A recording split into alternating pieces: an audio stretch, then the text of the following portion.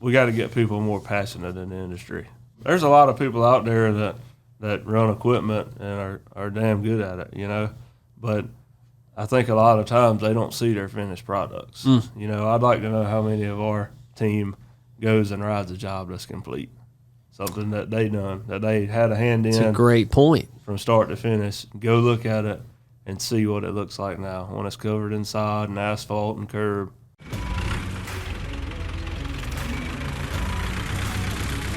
Well, we better dig in. I remember them words. That means we cooking. You said dig in. I remember. Yeah.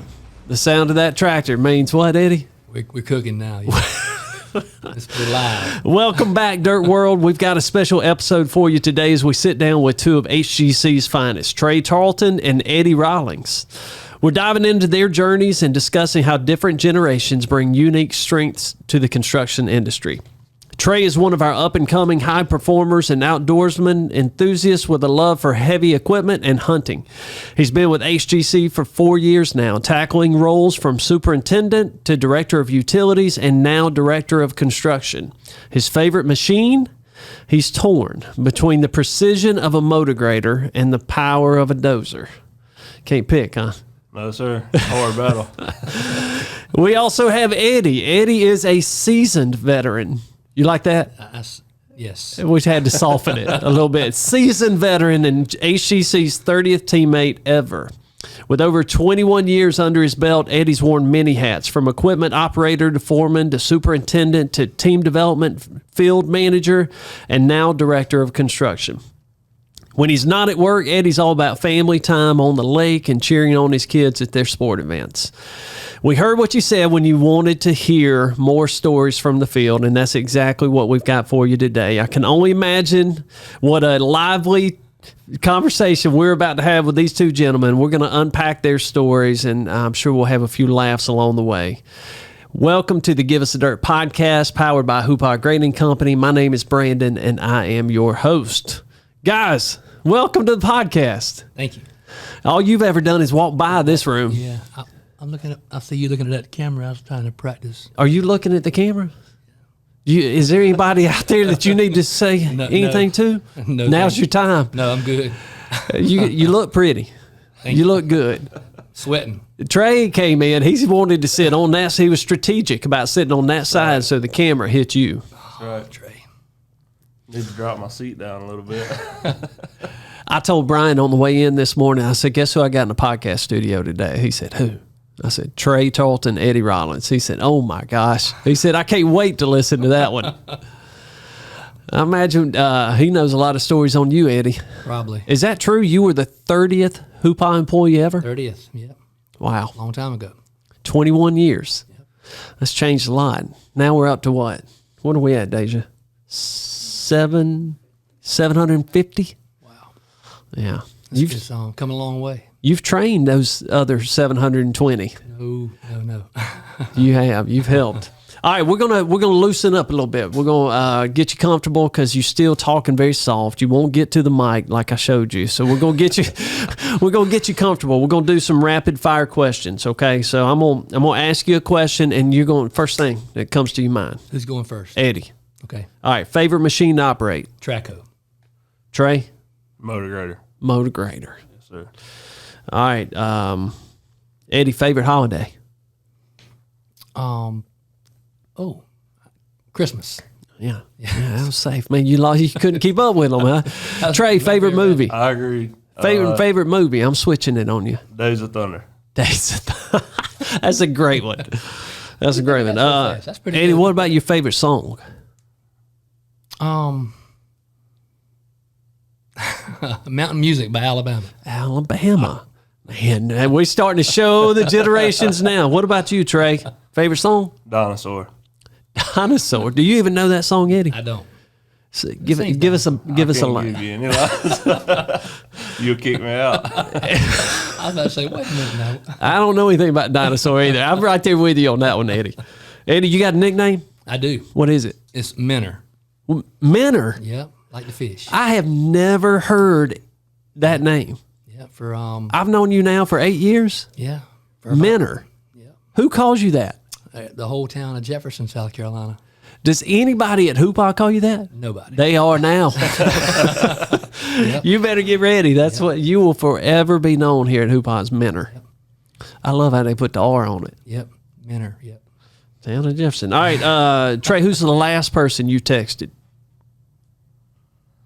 Jeff Byram.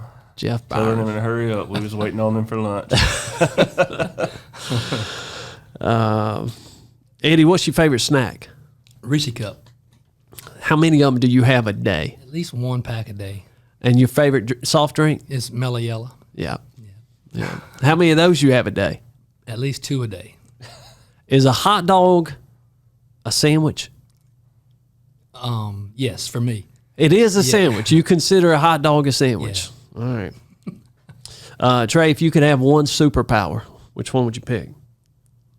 Oh, my. Rapid fire, you know.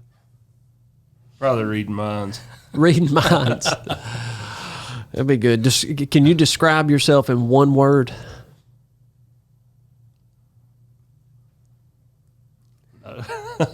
No. Andy, describe Trey in one word. Nice. Nice. There you go. That was good. That was good. All right. See, look, y'all did great on that. That wasn't too bad. You did good. That wasn't good. Was that accurate?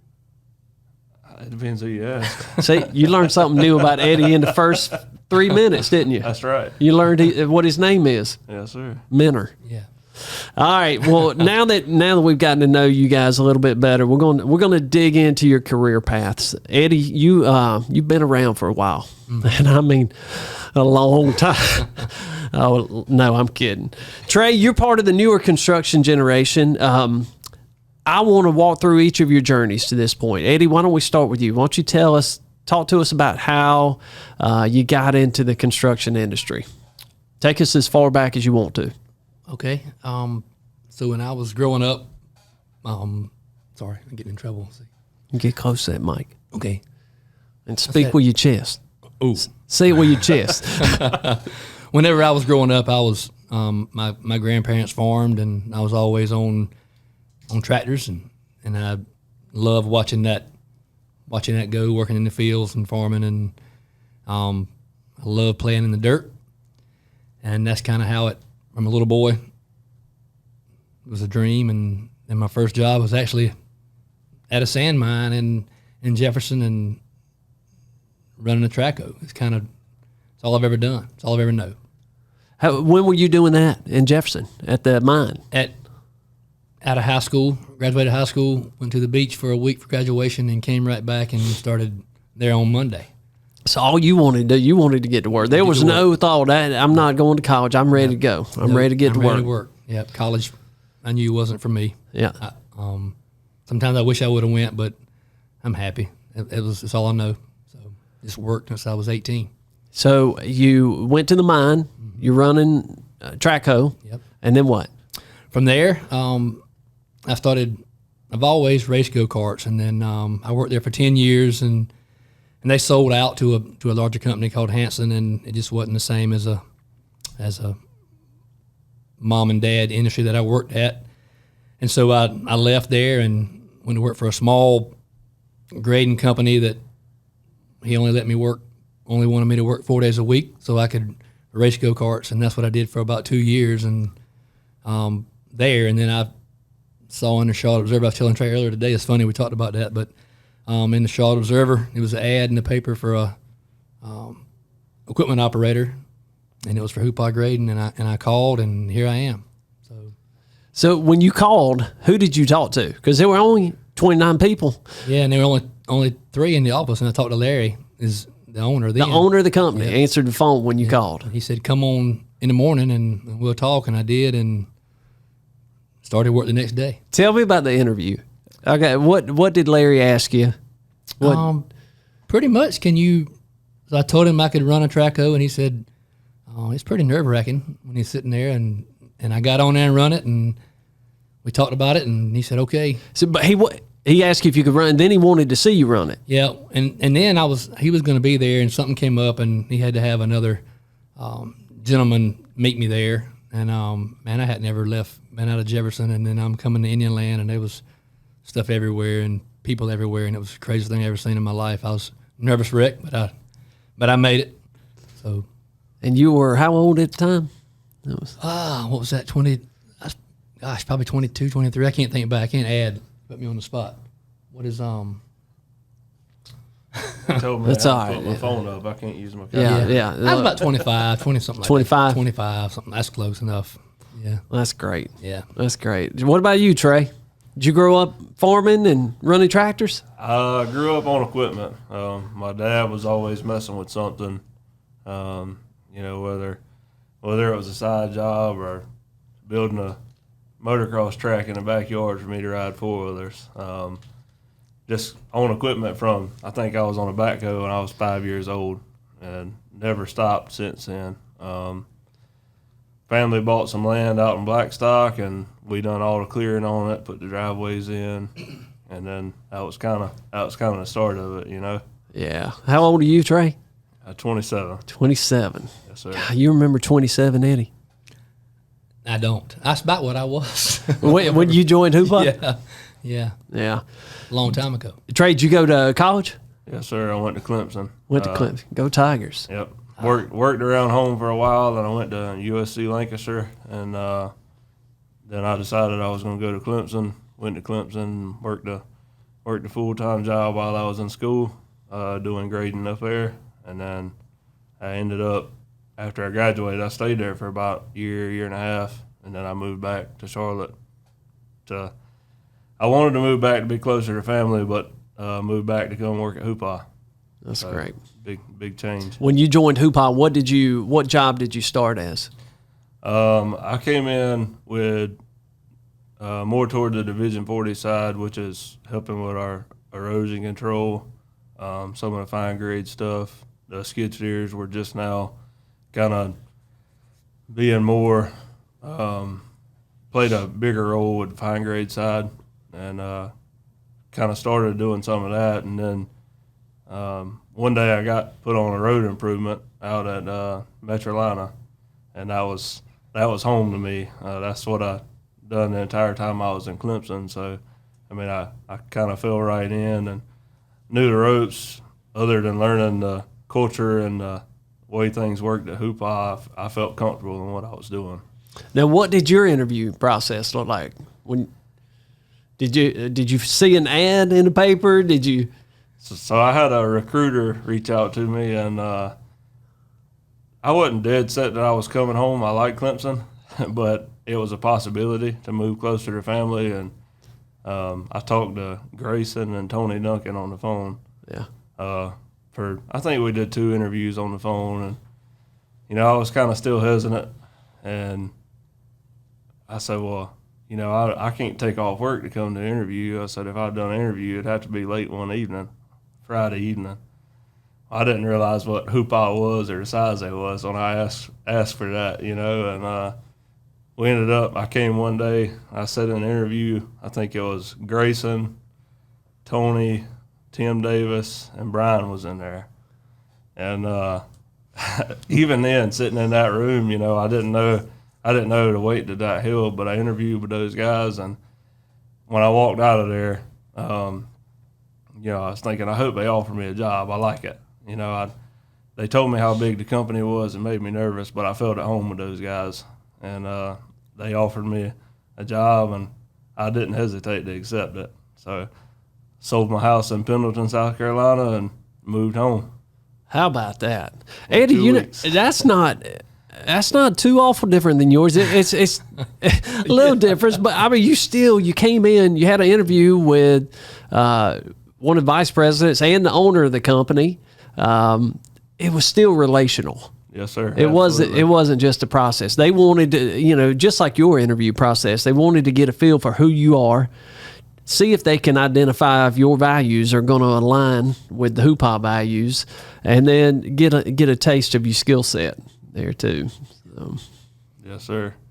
If I wouldn't have talked to those guys, my decision would have been a lot harder. But sitting in there talking with them for an hour and a half, I knew that's where I wanted to be.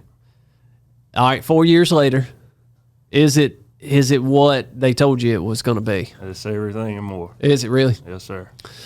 Eddie, did you ever think after 21 years you'd be doing what you're doing? I didn't know, and I was probably guilty of not looking far enough ahead whenever I was younger, but it's crazy how far it's come, and the name that the HGC has now is amazing. I mean, yeah. So I want to talk to you a little bit because I know you've seen this transition. You've seen it from 30 people all the way to 750 people. What is the biggest difference about the company today than when you started? Probably back then you had to. It wasn't much for beginners. They had to have some sort of experience, and if you didn't know how to operate equipment, some sort, you pretty much didn't get a job. And now, to where it's come to now, 21 years later, is you hadn't got to have any kind of experience here, and we're willing to teach you whatever it is you need to know to be successful. That's a good point. Yeah, if you couldn't run a tractor, there was no spot for you. No. Before, but now we got. There's so many jobs where you don't necessarily have to be able to run the equipment now to be a part of the team. Yeah, and you could then you had to be able to. You may have 10 machines there, and you had to be able to operate all 10 of them and jump back and forth. And now it's not like that. Usually it's just pretty much each person is good at one thing, and they do that. Can you run them all? I used to could. I'm probably out of practice now a little bit, but I used to could. No, I probably still could. Do you ever get back on just to make sure you still got it? Yeah, sometimes. Yeah. It's fun. You are also, and one of the cool things that I've seen about you in just the short amount of time I've been here is, as Brian cast this vision that we're going to become a teaching company, well, we didn't go out and hire a bunch of teachers to come in and teach our people how to do it. We took the people that were doing it and we turned them into teachers. And I have watched you evolve from that person that was out there running a job, running the equipment, into somebody that's now you're not running the equipment. Now you're teaching people how to do it. You're teaching them how to do it safely. You're bringing them in, people that have never been in the industry. You're introducing high school students and college students and even elementary students to our industry. That's totally different than what you spent the first 20 years doing. Yep. Yeah, and I can remember, you and I I had this dream of simulators, and I'd heard a lot about them, and all of a sudden they were available, and Brandon and I went to, I don't remember, we went to Virginia or somewhere to look at them, and I got on it and was running it, and then Brandon got on it and on the bulldozer, and he liked to kill himself on the simulator. And I thought, this is going to be a challenge here getting. You remember that? Yeah, I do. You kicked me off the machine. You wouldn't let me do it anymore. Yeah. But it's kind of cool to see the evolution there and to see you grow in that, and to go from this place where you're doing the work to training people that are going to come behind you, which is, it leads us into, we got Trey here, y'all have the same job title right now. Trey's 27 years old. You're 87 years old. Close. But yeah, tons of different experience. You come with many, many years of experience. Trey comes with some different gifts. But what do you say to the people that look at our industry and they say there's no young people out there right now that want to do or can do what we need them to do? I'm asking you that, Eddie. Oh, I thought you were asking. You looked at Trey. Sorry. Yeah. Is that true? No, it's not true. It's not true. They're there. You just got to give them a shot. I think the biggest thing is I was thinking back my road, but whenever I was probably eight years old, there was no summertime. Like my kids, they sleep late every day. For me, there was none of that. My grandpa and grandma was farmers, and they was banging on my window every morning in the summertime to get me up to go pick peas and butter beans and watermelons, and so that's all I knew was going to work. I'm from that age, and now they don't know that. I don't. It's bad to say because Cooper and Molly the same way. If I don't pry them out of bed to get them to do something, they're gonna lay right there. Yeah. But they just gotta want it, and then sometimes you got to show them the ropes. Show them what's out there. They don't know what they don't know. So, but they're there. Yep, they're there. They're there. Yeah, he's got to give him a chance. Trey, you talked about your interview, and you got a chance. Somebody said, hey, you know what? We see enough in you that we want you to come be a part of the team. Your career has, I mean, in the big scheme of things, it's moved pretty quickly. Absolutely. What would you contribute that to? I would say work ethic. I learned from my parents. Started to Eddie's point, started at an early age, just as simple as chores around the house, and then I had my first job when I was 14. My dad used to take me to work on his way to work and then pick me up on his way home. I worked at Rocky Creek Sporting Clays. Was my first job, so I didn't know that. Never been without a job since. And when I was at Thrift Development in Clemson, I was very fortunate. The general manager there, his name's Smitty, and a little over 70 years old, and he took me under his wing, and he taught me everything he could, and that's probably the greatest feat. I mean, I learned 70 years of knowledge in 3 or 4 years, so that was pretty amazing. I think you hit two really key points. If you're a young person out there and you want to make a career in this industry, you got to have two things. Number one, you got to have work ethic. You can't come in here and just half-ass it and expect to get ahead. Nobody's going to give it to you. You're not going to gain the respect of the men and women that are out there doing the job. And number two, you got to learn. You got to be willing to learn. You got to be able to walk alongside of the Eddies of the world and soak up the knowledge that they have, and to listen and to do it. And I think those are two very cool qualities that you have that have definitely helped you get to where you're at today. Yeah, absolutely. And I tell people that even around Hoopah here is be a sponge. Learn everything. I learn something every day, whether it's from Eddie or Grayson or Tim Davis. I mean, there's something to be learned, and you don't have to do it. You don't have to mess up all the time to learn it. You can learn from other people's mistakes. And I think in the grading industry now, you talk about the simulators, and they're awesome. It's a lot cheaper to reset that bulldozer than it is to replace one, Yeah. But those operators can also learn. Even if they know how to operate it, they can learn to improve their skills by watching. And I think that's a thing that I grew up like that. I watched my dad, and it wasn't so much, him standing there and say, try this, try that. It was get off of it and watch me do it. And I stood and watched him, and I learned how to do it. I didn't go run around and play, or I didn't go walk off because he pulled me off the machine. I stood and watched exactly how he done it. That's how I learned, and I think all operators across the nation can learn more by watching the people that's been doing it. I mean, we've got some awesome operators here, some awesome leaders, superintendents, and I think if you stand back at a distance and watch those guys, I think, it's as much as you want to learn, it's there. Yeah. Yeah, you guys are both in leadership positions, very high leadership positions within the company. I mean, Director of Construction's a pretty high role here at HGC. I want to ask you, Eddie comes into a role like that, and he's got instant credibility, right? Because he's got 21 years of just busting it for the company. They know he can run everything. They know who he is as a person. They know what he's done for the company.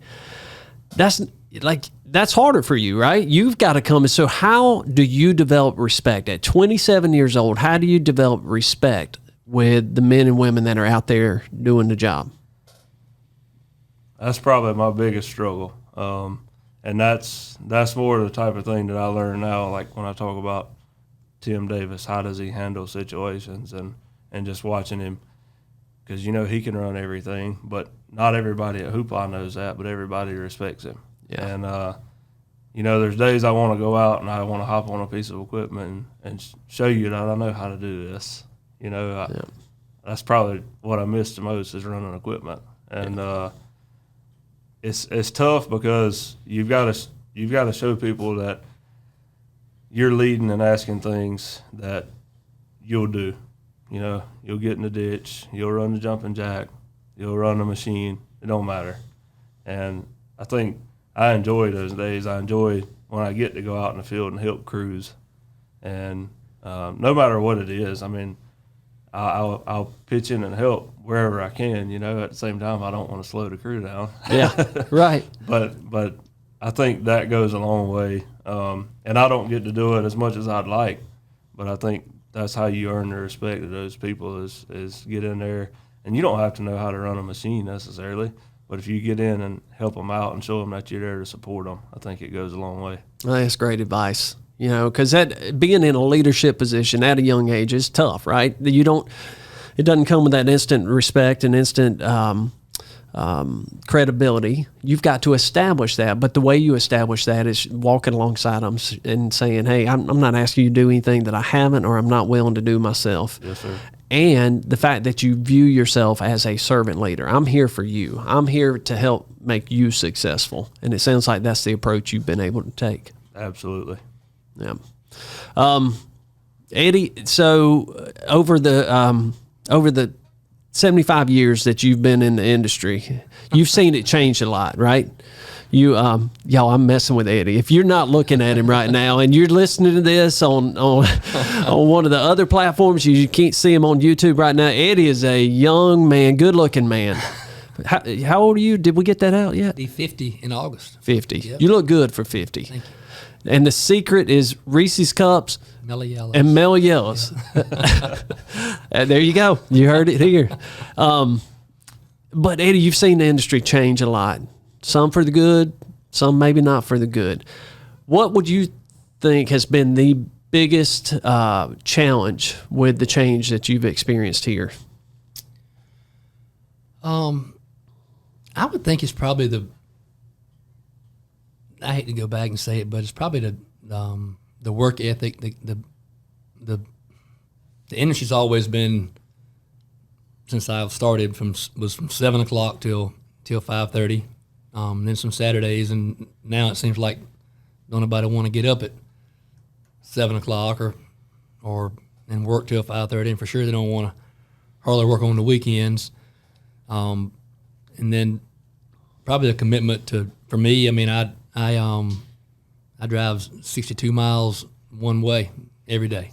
You know, that's just to get here, and then the same way getting home. So my days are 12-hour days. It's a long and hard schedule, but you just got to want it. But who's going to want that? I mean, the reality is nobody. I mean, is that going to change? Are people just all of a sudden going to start showing up with better work ethic than what we experience now? Or have we had to adapt as an industry and as a company to a different generation? Because I don't see a lot of trays out there. Yeah. So how have we got to react as a company to be able to accommodate that? Because you said yourself, even your kids, my kids are the same way. And we got, granddads aren't knocking on your window at 5 a.m. and saying, come on, get in the tractor and let's go to work. It's a different day. So do we have to adapt? How do we fix that? Yeah, I don't know. I think we have to adapt, and the machines are changing now to where it's they're doing it. Machines are doing it for you. You just got to sit in there and hit the buttons. But I mean, the technology is there now to where it's kids love video games, and our bulldozers and track hose and motor graders it's like a video game. If you get in there and look at it, it's all controls and electronics and screens and numbers flashing all day. It's like a big video game. I think we got to make it to where it meets what they want. That's a great point. Trey, you've seen the technology. How important is the technology to recruiting the next generation of construction workers? I think the technology is pretty important. It does, the learning curve that I talked about earlier, it takes a lot of that out. But I will say, I think learning it the old way will make you appreciate the technology. Learning the motor grader with the pulling strings, all the levers and the strings, and yes, sir. I mean, it does. It puts a different appreciation in it, and the technologies. It helps. It's almost like you're building a model and you can see it. But I think we got to get people more passionate in the industry. How do you do that? How do you do that, Trey? How you get people more passionate about what we do? There's a lot of people out there that run equipment and are damn good at it, you know. But I think a lot of times they don't see their finished products. You know, I'd like to know how many of our team goes and rides a job that's complete, something that they done, that they had a hand in. It's a great point. From start to finish. Go look at it and see what it looks like now when it's covered inside and asphalt and curb. You know, go take a look, and you got to be proud to say we done that. You know, it's a great point, Trey, because you're right. I mean, so many times, how many times that roller operator is up there rolling that pad, get back to see that, you know, that huge distribution center or data center that's there, or racing, you know, or that, facility. You know, the track hoe operator, he loaded trucks up there maybe for 3 months, but he didn't get to see any. We pulled him, and he's went to do that same role on a different job, and we pulled him before he ever saw a stitch of asphalt go down, you know. Yeah.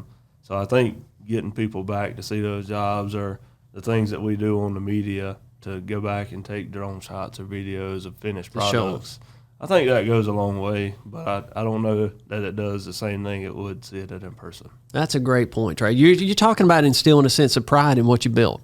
Yes, sir. And knowing that you were part of changing the landscape of the city, right, of this community. That's a good point. I hadn't thought about that. You know, 20 years ago, whenever we'd go on the job day one, we were there till it was finished. And whether it be 3 months, 4 months, whatever, now it's not that way. They might be there for a month and then they're going somewhere else. They don't ever get to see that. That's a good point. Yeah, I mean, I was the same way before coming to Hoopah. I ran silt fence, and then at the end of the job, I ran a hydro seeder, and you know, went back and pulled up silt fence when it was established. So I seen most jobs start to finish, and then coming here, it's a little different. I mean, I've been on the fine grade or the road improvement side, you know, the most, and I got to see jobs finish up or help jobs finish up. But now on the utility side, it's kind of a little more distant, you know. You don't if the pipe's in the ground, you're going to a new job, and those guys, they might see it progressing on their way out, but those guys don't go back and see a finished product, you know. That's a great point. We might have to figure that out, Eddie. Yeah. Field trips. Back, go see the job. So I'm going to ask both of you this question, because both of you are in a leadership role. Your concerns throughout the day are probably less about the machines breaking down and more about people. Is that fair? Yes. Absolutely. Is that where you spend most of your time with the people? Yeah. Talk to me about your problem solving style. How you go about dealing with those issues as they surface throughout the day. Eddie, why don't you start? So mine's biggest thing is people just want to. I found they just want to be heard, and for some reason, folks have always felt comfortable talking to me, and you know, my mom always said, treat every conversation like it's the most important one you're ever going to have, and so I try to do that, and that's why I'm just like a shoulder. You know, people come and talk to me, and we just work it out. Yeah, and usually they'll leave there smiling, even if it's the worst conversation. Usually turns out to a smiling somehow or another. I don't know how. You are so much more patient than I am.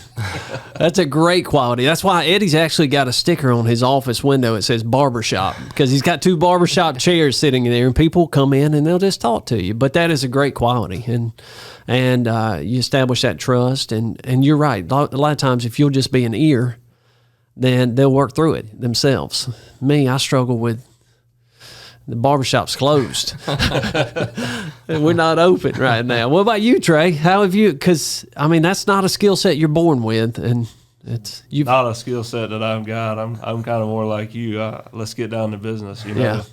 Yeah. I think one of the things that I try to work on the most is listening to the conversation, and instead of reacting, maybe it's let's revisit it in 10 minutes, or let's revisit it tomorrow. You don't have to have an answer right then sometimes. And I think in my case, I'm less patient than Eddie, but I do better if I step away and think about it, run through scenarios, and then come back with an answer. If you've learned that is going to serve you well. Yeah. If you can somehow eliminate the emotion and the passion from the decision that you're about to make, you would most likely make a better decision.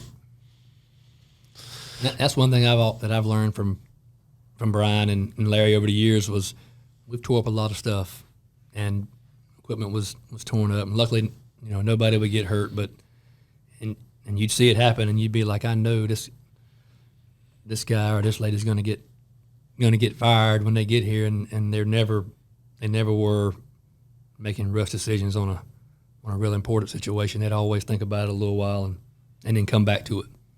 I learned a lot from them. Yeah. Guys, so we got a lot of folks that you lead and respect you, and people that know you within the industry probably listening to you right now.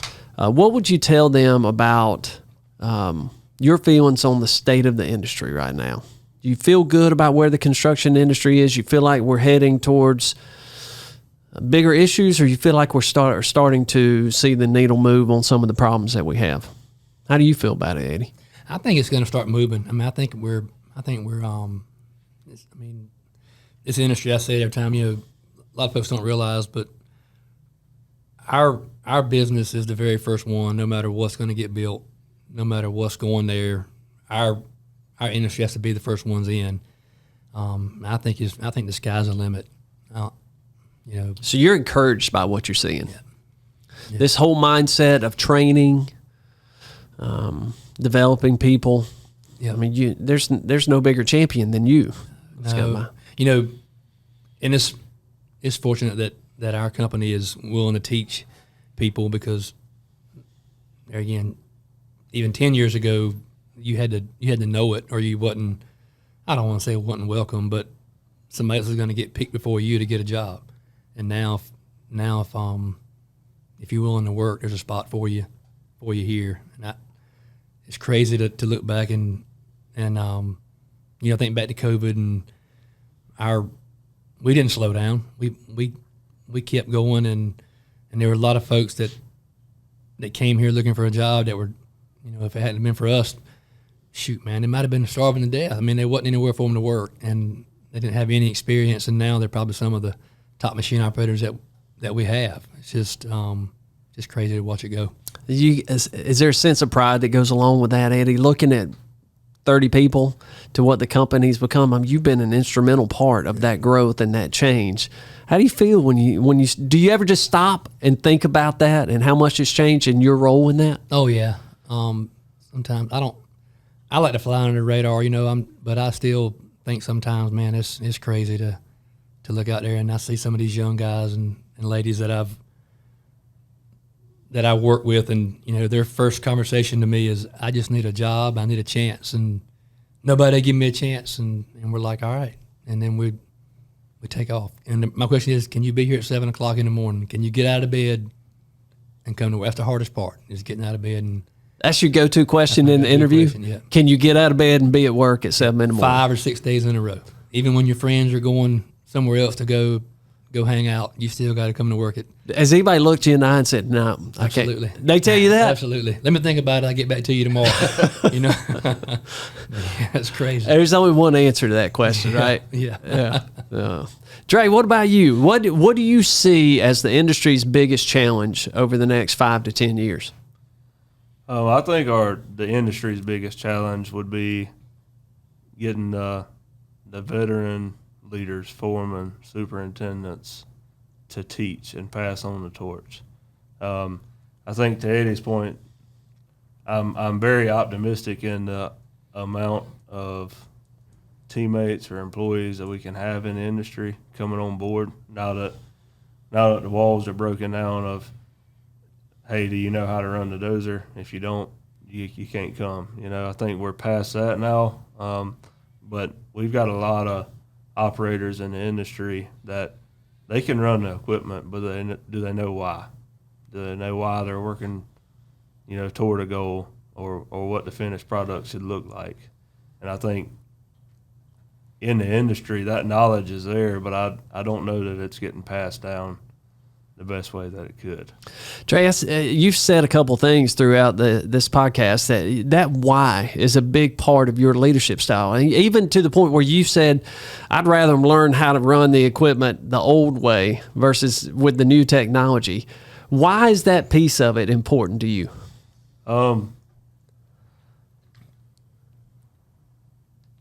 I like to back the reason that I'm doing something, and you know, if it's moving this table out of this room, if you say, "Hey, get this table out of here," I'll help you. But if you say, "Get this table out of here because we got a new one we're gonna move in," I'm bought in. You know, Yeah. And I think the what and the why is extremely important, and I think that's in every aspect of the work. Like grading, if you're fine grading, you get out there and you pull strings and you measure off of grade stakes and things like that. You know, every 50 foot at a station for 4 miles of road, you'll very quickly appreciate that GPS. Trey, I am so glad you said that. Look, we could write a book on all the wisdom that Eddie could spew out if I had an hour with him on the podcast, but you just gave our listeners gold right there. If you're wondering why you're not hitting your goals, or you're wondering why your people aren't doing what you need them to do, stop and explain the why. Explain why it's important, why you're asking them to do, and how their role plays into the bigger picture. You'll get a totally different team member. Absolutely. Yep. They might do it either way, but they'll be bought in, and you know they'll understand it. Even if they don't understand it, you may stop, you know, 4 times in between to explain why. Or you know, I think a hard thing is I could tell you the why and what your why looks like next week, you know, on Monday. But Eddie, I may have to tell him what his why looks like tomorrow. And I think it's hard to differentiate between people. You got to work with the teammates a lot to know that about them. And I think that's another thing in our industry, that we float operators around, we move them from job to job. They're not always with the same superintendent, and I think that sometimes hurts us. Let somebody invest and teach, you know, industry-wide, let somebody invest in and teach those operators long-term. Maybe it's a year that you got to teach them and show them the whys and let them, you know, see their work on the back end. And I think that could go a long way.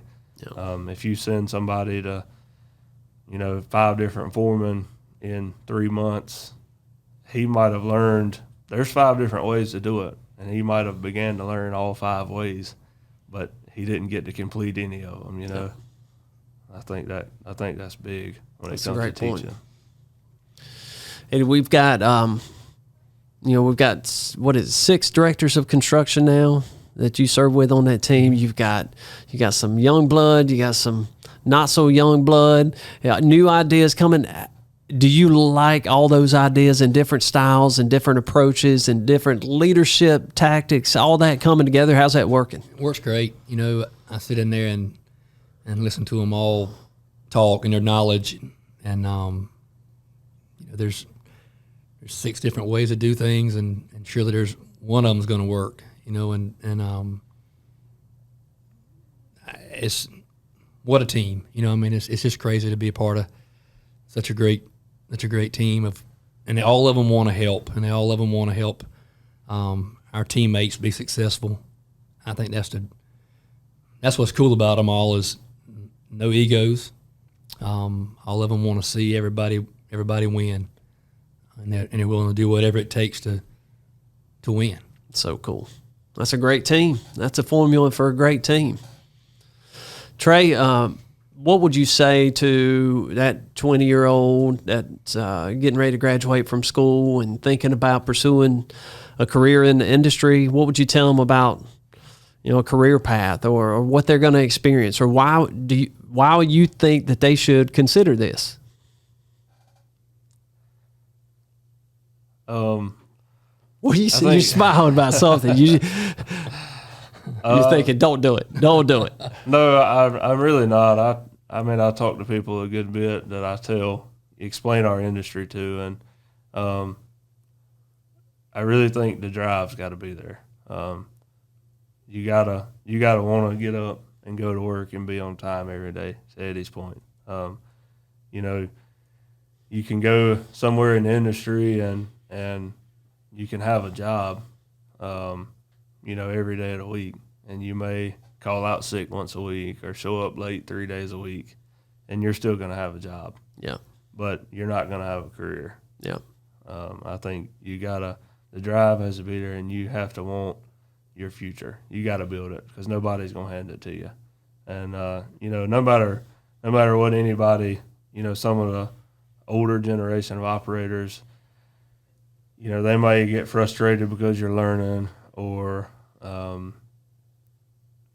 they may not want to teach you in all cases. But your goal has to be, you know, to move up the ladder and to take their job. They're going to retire one day.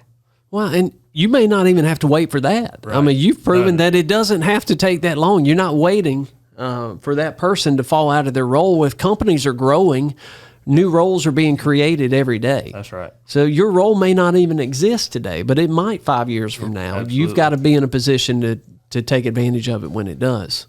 Yes, sir. Well, look, I want to make sure we go back and clean this up because y'all didn't market this really good. Eddie talking about 62 miles one way driving in the snow, barefooted, walking in the snow, and Trey's saying drive, work hard every day. Y'all have fun. Y'all do things. I mean, we talked earlier. You go hunting. You go out on the lake. Oh, yeah. So I want to make sure our listeners understand that. Yeah, we work hard. And when you're here at the office, that it's you give it 100%, do what it takes. But this industry will set you up to be able to do the things that you want to do. You can make a good living. You can enjoy your time. You can do things. Is that accurate? Accurate. That's very accurate. You know, I want to be able to say, I want to do that, and I know that if I come to work every day, I want to be able to do that.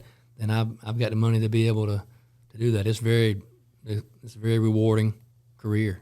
Hard work, but it's rewarding at the end. Yeah. Yeah, it's worth it. It's Absolutely. worth it. What about you, Trey? Yeah, I mean, I'm passionate about work, so It's a lot of hours right now. it is a lot of hours, but I like it. You know, Yeah. I enjoy work. I enjoy, you know, solving problems, or to Eddie's point, we sit in that room, you know, and we all try to come up with what can make Hoop Hop better. Yeah. But I also enjoy time outside of work. And Yeah. if I didn't work as hard as I do, I wouldn't be able to enjoy days on the lake, hunting, riding side by sides. Yeah. You know, I work for that. So there's definitely free time. But you got to put in the time. And I think it kind of circles back to what you were saying earlier.